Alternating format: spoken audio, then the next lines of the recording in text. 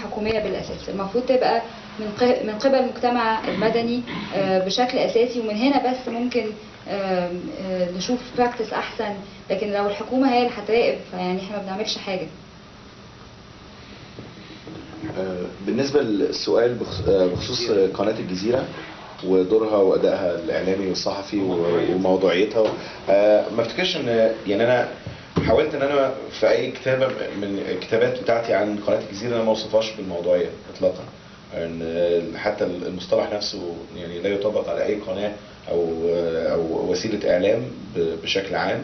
والاهم من كده قناه الجزيره نفسها، لو كانت قناه الجزيره محايده او موضوعيه في طريقه عرضها للاخبار حتى في فتره الثوره او ما قبل الثوره، كان هيبقى عرضها للمظاهرات كان هيبقى مختلف تماما، كان هيبقى في استضافه لرموز النظام السابق والحزب الوطني، وده ما حصلش طبعا. كان هيطلع طبعا بتصرف شريف، لو تفتكروا حتى ايام الحرب في العراق كان في وزير الاعلام بيطلع بيدي صحاف وبتاع. فلذلك انا شايف ان قناه الجزيره عمرها ما كانت محايده، ولكن المحايده عدم الحياد بتاعها في فتره من الفترات كان بيلبي اللي هي السوشيال ريسبونسبيلتي رول، اللي هو ان في حركه شعبيه جماهيريه ضخمه جدا ضد نظام مستبد مهيمن فاسد، فلذلك كان موقفها مع السوشيال موفمنت نفسها. دلوقتي بسبب الاستقطاب السياسي اصبح دور الجزيره تحولت الى اداه سياسيه لفصيل معين، او ممكن تستغل من فصيل معين، او ممكن تبقى تتجاوب او متوافقه اكتر مع فصيل معين على حساب الاخر. فدلوقتي يعني مش بتكلم بخصوص مصر فقط، انا بتكلم على المستوى الاقليمي في نفس الوقت. يعني دلوقتي قناه الجزيره اصبحت زي اداه يعني بترمز او بتمثل السياسه الخارجيه بتاعت دوله قطر بكل معنى الكلمه. يعني دلوقتي ما فيش يعني من كتر ما قطر بقى ليها دور يعني اقليمي يعني مختلف تماما عن السابق. يعني الاستضافه مثلا الجامعه العربيه في الدوحه الاسبوع اللي فات كان واضح جدا ان يعني الدوحه كمدينه، وان الامير الثاني بقى ليه مركز في المنطقه. وقناه الجزيره ده معناها طبعا ان يعني لوجيكلي المفروض قناه الجزيره تبتدي تعرض وتناقش وتحاور ويعني وتعرض وتكشف ما هي يعني اركان العلاقه الاقليميه اللي بتظهر بهذا الشكل، اذا كانت في سوريا او في مصر او في لبنان او في ليبيا او في المناطق المختلفه. فده طبعا يعني قناه الجزيره بتتغاضى تماما، وطبعا ليها فصائل معينه مش جزيره خصيصا، بس الحكومه القطريه ليها allies في مناطق معينه، وقناه الجزيره بتعرضهم بطريقه مختلفه. وحصل مش عايز اقول مفيش تغيير في هيكله قناه الجزيره، ما زال فيها ناس حرفيين واعلاميين يعني مخضرمين وليهم دورهم الفعال على مدى سنوات من سنه 96 لحد دلوقتي. ولكن من برضو نرجع للنقطه اللي قالتها لينا اللي هو who's on top who's calling the shots. فافتكر تغيير الدايركتور جنرال بتاع القناه من وداع خنفر الى شخص من او امير من العائله المالكه القطريه غير من منظومه وسياسه القناه. وافتكر ان ده ابتدى يظهر من ناحيه من ناحيه الموضوعيه ومن ناحيه العرض نفسه. وطبعا ليه تاثير جامد، لان حتى المشاهد يعني مش لازم تسمعها من حد متخصص او قارئ او متمعن، يعني حتى الترافيك بتاعهم او الفيورشيب بتاعهم بقى يعني بقى ضعيف جدا، حتى الترافيك على الانترنت اقل من نص المشاهده اللي كانت مشاهده قناه الجزيره العربيه قبل الثوره التونسيه. فده معناه ان يعني حتى الافريج بتاعهم on a regular pre uprising period is at its half. فدي تعتبر ازمه ضخمه جدا بالنسبه للقناه. وفي نفس الوقت هم ابتدوا يصرفوا يعني المبالغ او يعني التركيز دلوقتي على القنوات اللي بتذيع خارج المنطقه العربيه. واكبر نسبه مشاهدين ليهم في المنطقه العربيه طبعا، او اهم ماركت بالنسبه لهم او اهم تو ماركتس هي السعوديه ومصر من ناحيه الكثافه السكانيه واكسس تو ساتلايت تلفزيون. فلما حصل ما بعد فتره ما بعد الثوره المصريه كان من المهم ان يبقى في قناه بتركز على مصر خصيصا، عشان كده ظهرت قناه مباشر مصر. وطبعا علاقتها بالاخوان المسلمين حاليا، ويعني حتى لما تبص على العرض بتاعها في ال 24 ساعه وتقارنه بالقنوات الاخرى، جايز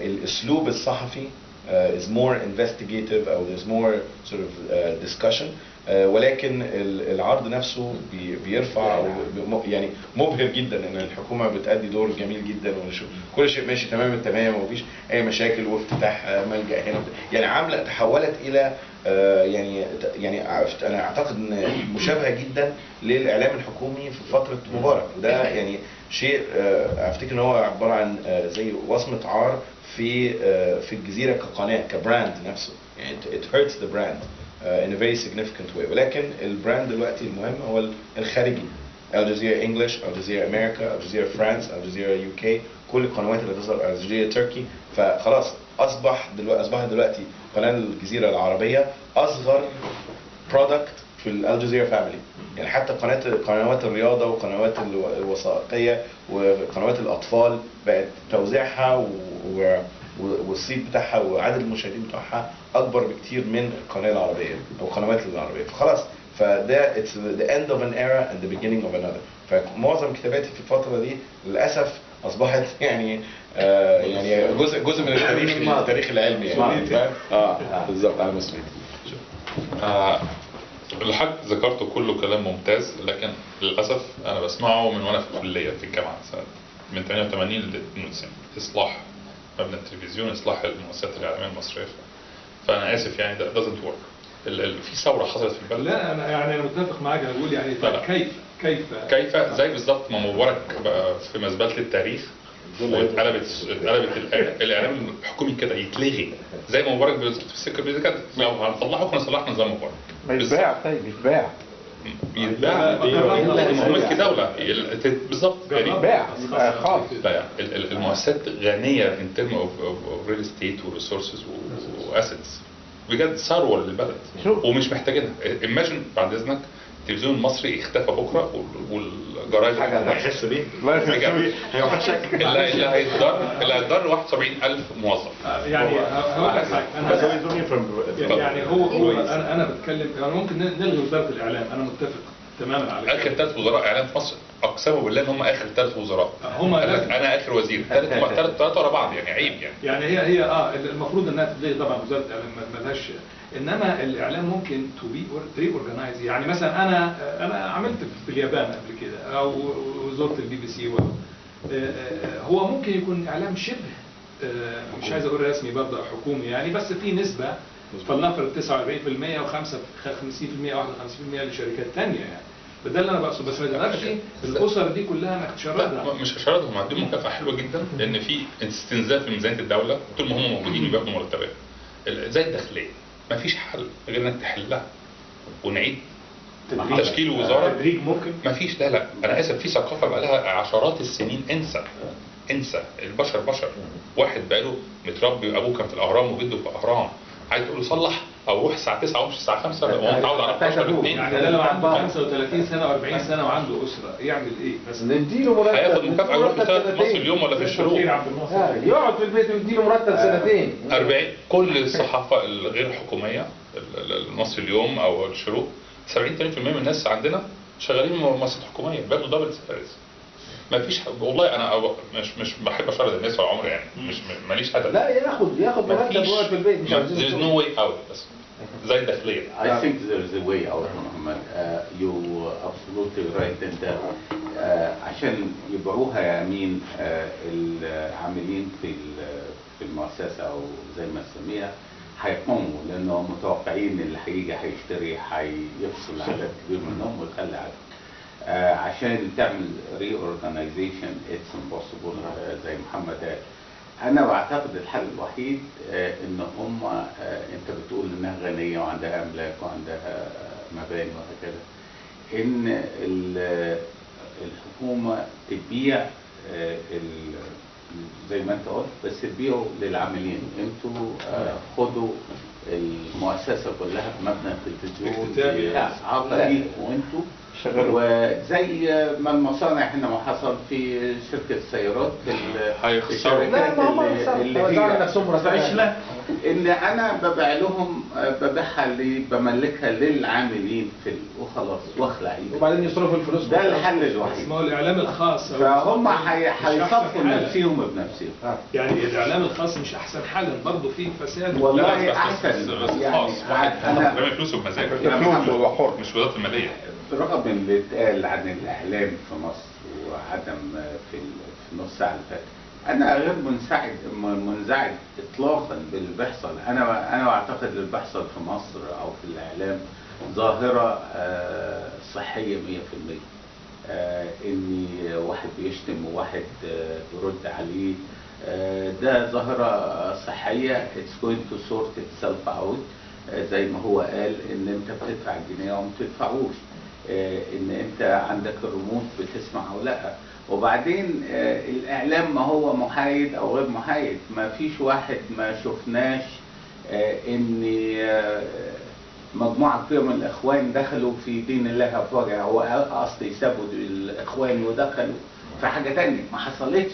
رغم اون تي في ورغم سي بي سي ما قللتش التحيز بتاع مجموعات الاخوان والسلفيين وتعاطفهم، ما غيرتهمش.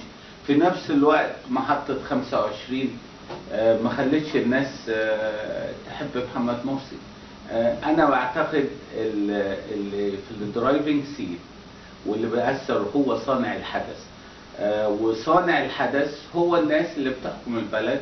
واذا كانوا بييجوا بصناعات رديئه وخايبه وهايفه زي ما بيحصل، فالنتيجه ان الناس بتعلق على كده. اذا كانوا هم بينتجوا او ليهم اي كابيتال سياسي او غيره بينعكس على الصحافه. فهي المشكله مش انا زي الدكتور صافي بلوم البنت ماجد ولا الولد معرفش ايه هو اللي معطل محمد مرسي او معاكسه او مخلي الناس تقف في طريقه او منعه من التقدم. لا، هو زي ما قال ان دي مجموعه بقى لها 80 سنه غير قادره انها تنتج اي مبدع او مفكر او اي واحد ذو فكر. لا، مش في الصحافه بس، لا هم لا عندهم فكر في الصحافه زي ما انت قلت، ولا عندهم فكر في قياده البلد، ولا عندهم فكر في الاقتصاد. الحاجه الثانيه زي ما قال الدكتور عادل، وصف لك الجزيره بان ايرا وانتهت او بتنتهي. نفس الحكايه الشيوعيه كانت ايرا 55 سنه بس از جوينج تو جو. الاشتراكيه كانت ايرا. الحركه العماليه في الاتحاد السوفيتي، الاخوان يجب يعرفوا ان هم اي ايرا بتيجي وبتنتهي. مفيش حاجه انها اخوان هتبدا 80 سنه وهتستمر 80 سنه ثانيه. فإت ان ايرا اند اتس جوينج اواي. مش انا يعني عندي نقطه سريعه اقولها بس عشان I don't want to be misunderstood as saying that يعني الاخوان are incompetent. بس انا عايز اقوله ايه ان I think this is probably one of the worst periods in the history of الاخوان, not because the history of Egypt. بس بالنسبه للاخوان كفصيل سياسي, this the group of individuals that are currently at the top tier of this organization are probably يعني the least it's a disaster for الاخوان specifically. يعني بص يعني كان في كوادر سياسيه وطنيه في تاريخ الاخوان كانوا قدموا مشاريع very important and very critical. So this is that's how the era will end. And it's unfortunate that the greatest threat to the ikhwan is their own performance from a media standpoint. In addition to I think their performance is being judged by what's going on في البلد, سواء في الناحية الإعلامية أو في الوضع الاقتصادي بتاع البلد أو في الوضع الأمني أو في يجب ان الاخوان يفهموا انه كل واحد بيجي ياخد دوره, بينجح او يفشل. اذا نجحت تستمر, اذا فشلت يوجد تصرف. بس انا معتقد ان انتوا قلتوا اسوأ مرحله تعدي بيها مصر دلوقتي. لا مش مصر. دكتور عادل, اعتقد ان اخر سنتين من الله يرحم اللي مات طبعا من امتع ما يمكن. ما كانش ينفع يبقى احسن من كده. ديكتاتوريه بقى لها 60 سنه, عسكريه 17 يوم وقعت. مفاجاه. ديكتاتوريه كنا شايفينها بيرفكت ديكتاتورشيب. بعديها مجلس عسكري انكومبتنت, اقل ما ينفع ان يقال, فمنع انها اسطوره حكم عسكر في مصر تاني وفي المنطقه العربيه actually في مصر. يا الثالث محمد يا دكتور ان الاخوان بقالهم 8 9 شهور بيحكموا والحمد لله مش عارفين. والله العظيم ده اتس جريت نيوز ان مفيش فاشيه او استبداد من اي نوع تاني، لا ديكتاتوري مدني لا عسكري ولا ديني. اتس جريت نيوز. والسبورتنج اللي بعده اللي بعديه كمان هيجي غالبا سلفي وبرضه ابيض، فكده يبقى خير والله. يبقى كده كمان يجي ليبرالي وبرضه يطلع عمليه يبقى ما حدش يعرف يحكم. طب عاوز اقول تعليق ممكن نسمع مجموعه اسئله مع بعض. طيب اتفضل حضرتك في الاخر وبعدين عبد الوهاب.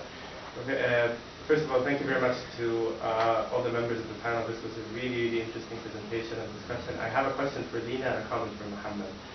Lina, I want to go back to something you mentioned in your presentation about the importance of maintaining an Egyptian English language voice in the field of media. And I want to push on this a little bit because maybe you can talk a little bit about why is it important for Egypt to have that independent voice, and why is it that if we don't have Egypt independence, we don't have Ahram Online and other organizations that report from Egypt by Egyptians in the English language, why is it that the New York Times, the Washington Post, their great correspondents over there were not going to fill in this vacuum? Some are Egyptian. Some of them are Egyptian. And some of them are Egyptian, but as an organization, or Egyptian organization, of course, we're also talking about correspondence, in terms of reporting, news reporting, prioritizing news stories and that kind of stuff. Why is it that it seems to me that implicit in a couple of statements that you've made in the whole, we will lose something if we don't have an Egyptian voice in telling that story. So I want to push a little bit on that. With Mohammed, I want to thank you for your presentation, but also respectfully register my disagreement with your assessment that there is no danger or there are no threats facing Egyptian journalists today. I'll just say that this assessment, you face a lot of inconvenient facts on the ground. For example, your comment about Bassem Youssef, and I think it would sit in better if it weren't on a day when there is a warrant out there for his arrest.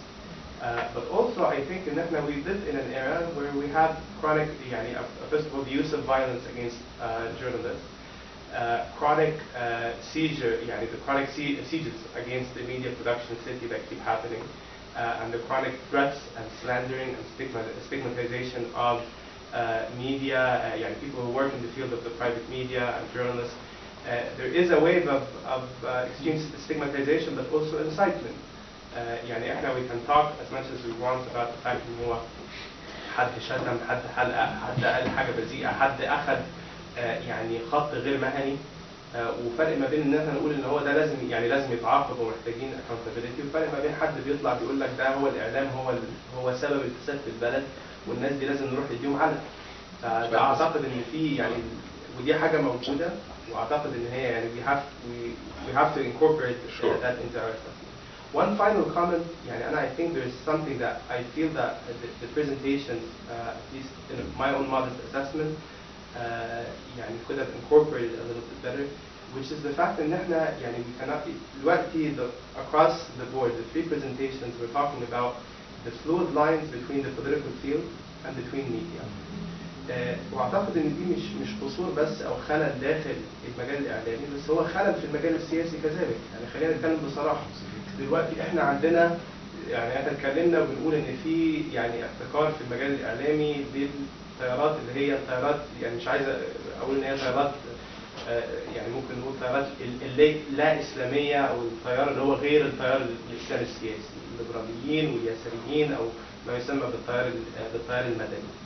ولكن في الوقت نفسه هو في احتكار للعمل السياسي. لو بقى بنتكلم عن الانتخابات والاحزاب السياسيه والحاجات دي، في احتكار للتيار الاسلامي السياسي في المجال ده. we have a process in which ده مش عايز this person does not want to let go, that political current does not want to let go, that other political current does not want to let go، لان هو اليساريين والليبراليين شايفين ان هو this is their own opportunity to resist and to counterbalance. فأعتقد إن إحنا we can there is a broader structural problem I think at hand، وبرضه structural problem that is not just related to إن في احتكار التيار ده للمجال ده واحتكار التيار التاني the opposite المجال ده. بس there is also history to it. This process of polarization and politicization that phenomena of the partisan press that Adel is pointing to, it started in Egypt much earlier. يعني احنا عندنا for a long time الأحزاب السياسية دي محدش فيهم كان بيعمل عمل سياسي، العمل السياسي بتاعه كان من خلال الجورنال، وكان عندك a whole generation of journalists that have been trained within يعني the partisan media. فيعني there is a longer legacy, I think, to the problem that transcends our own ability to attribute blame to particular individuals or particular communities. محمد I would just comment on the threats and incitement against journalists. التهديدات والعوائق والقبض على كل ده مع احترام السويد في شنك.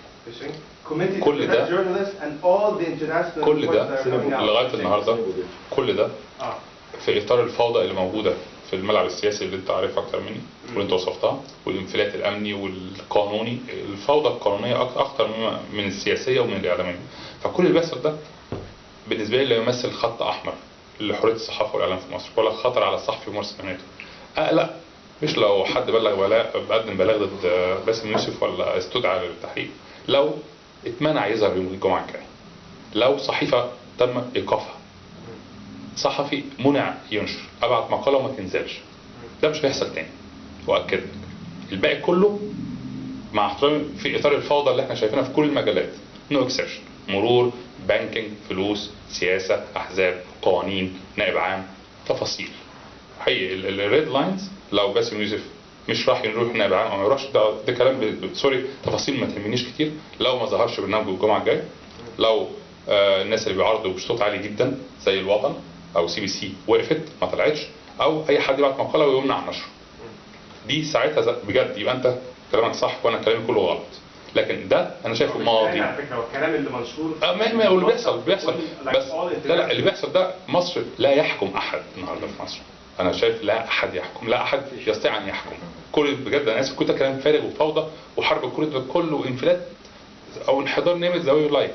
لما صحفي يكتب حاجه ما تنزلش، صحيفه ما تطلعش بامر مخابرات امن رئاسه نيمت زي لايك، او برنامج تلفزيوني يتمنع، ساعتها نتكلم ان فعلا في رده في الحريه الاعلاميه وده هيحصل. كان قاعد حاجه سريعه يعني انا I'm in between the two positions. بس انا شايف ان في third category that we're missing out on, which يعني in other countries that descend into relative political chaos, it's very easy for journalists to become targets. طبعا there is incitement, popular incitement. سيبك من illegal standpoint. بس في فوضى امنيه وقضائيه ده مش نيوز، ده لا مفهوم. بس انا مش بتكلم على فوضى، انا بتكلم على فوضى اجتماعيه. يعني ممكن journalists can be targeted. Take Mexico مثلا, where in Mexico tens of journalists are killed every year, and that produces, even though there is no legal structure that prohibits their work, they are effectively silenced. You cannot report on certain issues that relate to a growing crime issue and drug trade and internal corruption because you are afraid that you will get shot and killed.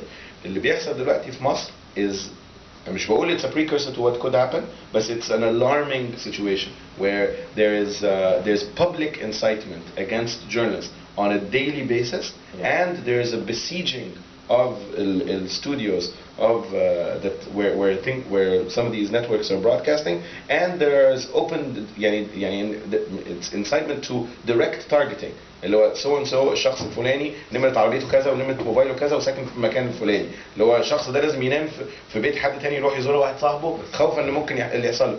This is not, it doesn't seem institutional or structural, but it can transform the media scene in Egypt literally overnight. لو حصلت مثلا حاجة كارثية in the next couple of weeks where 10 to 15 journalists are targeted directly, then you have to count on the courage of the journalists to rise up. And what happens if they don't? لو عندك 10 to 15 deaths every single year of journalists that are speaking up, that changes everything. فبقول ان there's a third track that we haven't reached, but there are alarming signs that is neither legalistic. انا شايفها في الفوضى الموجوده ان الناس بتوصل ان يروحوا يحصروا مدينه الانتاج الاعلامي. وات جادجمنت والله، يعني ده تشفق على الناس دي اللي هم فاكرين انهم يروحوا يسكتوا الناس دول ولا يخوفوهم. ده واحد تين ايجر مش فاهم حاجه، ده واحد يصعب عليك، تحاسب عليه شيخ حازم ولا اللي معاه، ايا كان مين اللي بيعمله، ده واحد يصعب عليه سياسيا، بيصعبوا عليه والله. ان الناس تبقى فاكره ان في 2013 هتروح تجمع 4000 واحد بره تخوف ناس وهي داخله، يبقى انت كسبت. ده واحد يحتاج الشفقه مش الخوف منه. طب معلش مش الخوف منه. محمد معلش تعقيب بسيط. يعني انت طبعا of course your assessment just to be very clear on it, يعني what I think you're aware of is completely inconsistent with what is getting reported internationally. If you just like look at the headlines of every report coming out of the Committee to Protect Journalists, لا the foreign indication I don't buy it. انت don't buy it. طبعا انا اسف. يعني انا عايز بجد عايز صحيفه يتم ايقاف صحيفه في مصر او برنامج تلفزيوني اللي بيهاجم الرئيس او الاخوان. بس انت يعني proceeding on the assumption ان هو the threat. There's only one form of threat. يا اما ان احنا ندين الاخوان يا اما نبرئهم. لا انا بالعكس. المساله نفسها يعني two things. First of all احنا بقالنا 30 سنه اصلا يعني عايشين تحت حسني مبارك.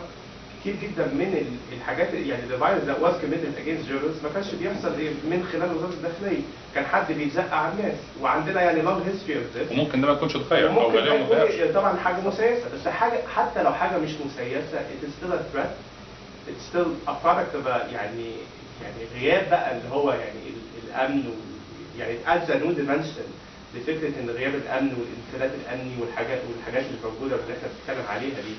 It does not يعني it does not absolve the state of its responsibility to be able to protect freedom of speech and freedom of expression. Freedom of speech is protected. What is you are talking about is part of the history. To intimidate journalists or to threat someone. That's history. That's 2013 مع زي ما لينا قالت لو قفلت حاجه هنا هيطلع لك 10 الناحيه الثانيه. فما اعتقدش ده خلص. Follow up with you يعني in 30 seconds if you allow me. والله Egypt for the last 60 years or more is living in fear. 62 years living in fear. But الفرق بين one stage and the other. Abdel Nasser's time was fear, but people were fond of it. Fear and love, really. Then Sadat came fear and fun. People were laughing and with him and at him. Then came Mubarak, came fear stayed, but with filth. Now we are fear and fear. That's my analysis. 4 stages of fear with Egyptians. It's not new. But now the problem is fear and fear. The government is afraid of the people are afraid of them. Kurds are afraid of Muslims are afraid of them. Business are afraid, everybody is afraid. How can we break that cycle? How can we remove that? That's my question to you. Time. Time if you are in the right direction, Mohammed. We're in the right direction. Huh? We're in the right direction. You think we are in the right direction? So we are moving good. We are getting better and better every day. Yes. I suggest yoga. Yoga is a good way. Okay. Yani, just a quick note on what we were saying, and then I'm going to respond to Hisham's first question. I'm also somewhere in the middle because I do think that we've broken a lot of barriers of fear at this point, and a lot is being said was not said before. But I also think that the persistence of some intimidation tactics is also conducive to the persistence of, again, a prevalent culture of self-censorship in mosque newsrooms, both in private media and, of course, in state media. And in private media is even more disconcerting because it's supposed to be independent media. And this is something we see firsthand. It doesn't have to be the whole article banned, but also the whole process of processing an article in order to make it fit for publishing, particularly if it's the kind of article that is going to be insulting to the... Let's leave alone the president because our media is extremely anti-Islamist by default. But if we're talking about the Supreme Council of the Armed Forces, this is when the editors will think twice and thrice before even thinking of writing something critical or running it at all. So I think self-censorship is a very important aspect of censorship that we need to think about, and that is a reflection of the persistence of the scare tactics right now, 2 years into the revolution. To respond to Hisham's first question about the relevance of English-speaking media, I usually see the relevance of English-speaking media as twofold. There is an inward-looking relevance and there is an outward-looking relevance. The inward-looking relevance pertains to the fact that, as we have spoken a lot here about the problems and the flaws of media practice in Egypt, I think, and I proudly say, that English-speaking local media have been standing as a standard of good practice in journalism in Egypt, and has been informative to the rest of the media, albeit of course its influence is very limited, since it's usually small groups of people working in small organizations with very small resources. But also, when we were lucky to be pegged to a bigger Arabic newspaper, which is the case with Al-Masri Yom right now, this is when we got a chance to interface with colleagues from the Arabic edition, and this is when they got a chance to also see our practice and sort of, let's say, we learn from each other, but they also cherish so much the way in which we work in the newspaper. Like this whole idea of accuracy, of contextualizing things, of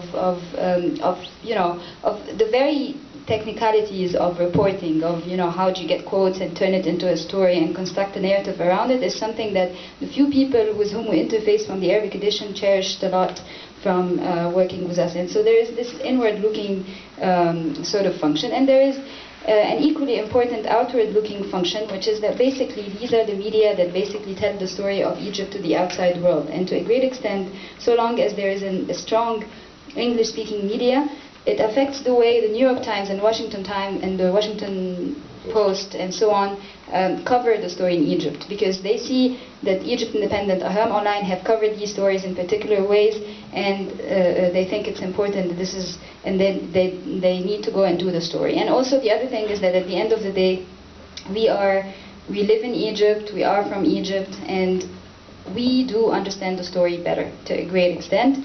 And that's why when we come out with the story, we come out with a story that has context, that has history, that makes more sense, and that's not necessarily responsive to the preconceptions of the reporters, of the international reporters who is in town. So in general, not only I think we are much more important in international media in relaying the story in Egypt, we actually inform how international media cover the story in Egypt. And when we're not there, I think the compass of international media when it comes to covering the story in Egypt will be highly and negatively affected. Okay, we have 10 minutes, so we'll have final question from Abdul Wahab, and then 1 minute for each panelist as a final remark. اتفضل عبد الوهاب. أول حاجة أنا مش شايف إن إحنا ماشيين في الاتجاه الصح أبدا. شايف الفوضى بتزيد، شايف الخوف بيزيد، شايف الأمن النهارده ده الناس بتتسرق جوه بيوتها عادي، الناس بتتخلع في قلب الطرق، بيتخلعوهم بلابيس ويسرقوهم وياخدوا عربياتهم. الفوضى وقيمة الدولة بتنتهي وهتوصل لمرحلة من الفوضى الخطيرة جدا إذا ما كانتش يسيطر عليها، ومش واضح إن هم عارفين يسيطروا عليها ولا عارفين حاجة خالص.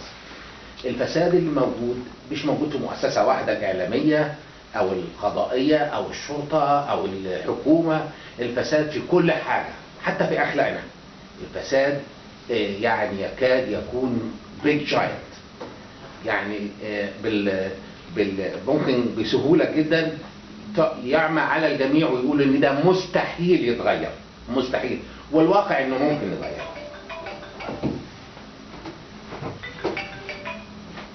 الواقع ان هو ممكن يتغير، والتغيير في رايي انا مش ممكن بطريقه يعني اللي هي الاعتياديه، مش بالطريقه الاعتياديه. لابد يكون اولا احنا بنفتقد قياده، بنفتقد رؤيه. لو في وجد لمصر قياده عندها رؤيه واضحه لكل الحلول ازاي تعمل ايه بالظبط من هنا ورايح، والقياده دي تجد شرعيه ثوريه، خدت بالك، وتمتلك سلطة مطلقة لمدة محدودة، سلطة مطلقة، لأن ما مش ممكن تغير كل دول من غير السلطة المطلقة. السلطة المطلقة تقدر تقعد كل الصحفيين دول في البيت، تديلهم مرتب سنة، وما عنديش مظاهرات هنا. السلطة المطلقة عاوز أغير القضاء، ما حدش يقعد يتنطط لي، عاوز أغير الشرطة، عاوز أغير، يبقى بس أنا أبقى عارف أنا عاوز أعمل إيه. عاوز عندي خطة، عاوز اعمل نظام لا مركزي جديد، عاوز اخلي القرية تجيب تنتخب ده، ويبقى مين اللي بيراقب، والميزانية تروح ازاي، والشرطة مين اللي يحطها، ويبقى في قاضي عام هنا، يبقى في رؤية كاملة. ما عندناش القائد ده لسه ما وصلش، بس هو ده الحل الوحيد والمخرج. اذا حاولنا نتبع اي اساليب اعتيادية او نتبع نظام او نستنى نظام من هنا او نظام من هنا، كلها مهترئة، وهتلاقي واحد يشد من هنا وواحد يشد هنا، هتخرب. مستحيل. الحل الوحيد شخص يوثق فيه ويكون عنده رؤية واضحة تعرض على الناس، يتبناها الناس، تخرج شرعية ثورية، والسلطة المطلقة لا تعطى لناس أصحاب ميول طائفية، لأن ما تعطاش لطائفة. الإخوان ما يختلفوش عندي عن النصيريين عن أي بتاع في التاريخ اللي هم بينزلوا يدبحوا الناس. ما لو اديت لهم سلاح وسلطة تبقى مشكلة، ما تديش لحد عنده حاجة طائفية. شكرا. طيب في الملاحظات الختامية ممكن تردوا على الدعوة للسلطة المطلقة. I'm not so excited about temporary dictatorships, and I think I agree with Mohammed that what we're going through is an overall transformation, and this is part of the transformation. And it's not at this point people have changed and are awakened and very alert to everything. It's the state that needs to change at this point and need to adapt to the fact that there has been a revolution and that ruling in a traditional way is no longer something that they can afford. As you know, a note for the future, I am also hopeful, just because I believe in hope as a tactic and not just a sentiment, and it's only through hope that we'll continue this fight. And I think there is a class of young people who are thriving and very active and at the forefront of activism these days, be it media, be it political reform, and so on. And these are the people who are leading the change, even though they are not that visible, even though the realm of higher politics does not give them much attention, but these are the people who are basically changing from below. We just need to listen to them a bit more. So that's general hopeful note. We will force people to listen. We don't have to listen to them. We just have to wait until the sequence, the natural cycle of life takes its toll on one generation and allows another to reign. I'm going to say that I agree with both sentiments. I'm very hopeful and I'm very optimistic despite this. I didn't expect Egypt to go through a perfectly glowy scenario, that things were going to go spectacularly well. I'm also opposed to any form of temporary dictatorship. I like the idea of a revolutionary mandate as an idea. It's interesting. But when you look at what it's produced historically, one could argue that the period of Abdel Nasser was a revolutionary mandate, or the period, Hugo Chavez's period was a revolutionary. Temporary. The presidency would be the person who takes this revolutionary mandatory has to be temporary, like 2 years max, and the dictatorship 6 months to take care of things. I will tell you something a little bit. I don't know if this is controversial, but I think we are living in that temporary mandate right now. The Muslim Brotherhood have effective. No, but what I'm saying is the Muslim Brotherhood, where if this is the scenario, then we currently have it. We have a political party that was able to get democratically elected and ram through the constitution and almost. The sect was elected. You can't make sense. They always make the argument that this is a popular mandate. So I think the popular mandate doesn't justify the means. Just because you were popularly elected doesn't mean that you have absolute power for a brief period, because in this brief period you could cause irreparable damage to not only the structure of the state but also to society. In the 18 months that the Supreme Council for the Armed Forces had quote-unquote absolute power, all branches of government were in their hands. And of course, even though there was an elected parliament, the parliament was purely aesthetic, مظهرية يعني مش فعالة. At the end of the day, they were able to cause irreparable damage to the political structure. And today we're witnessing the same thing. So I don't believe in temporary dictatorship, but dictatorship for one day. I don't want anything that even resembles dictatorship, even if it came at the ballot box. So I'm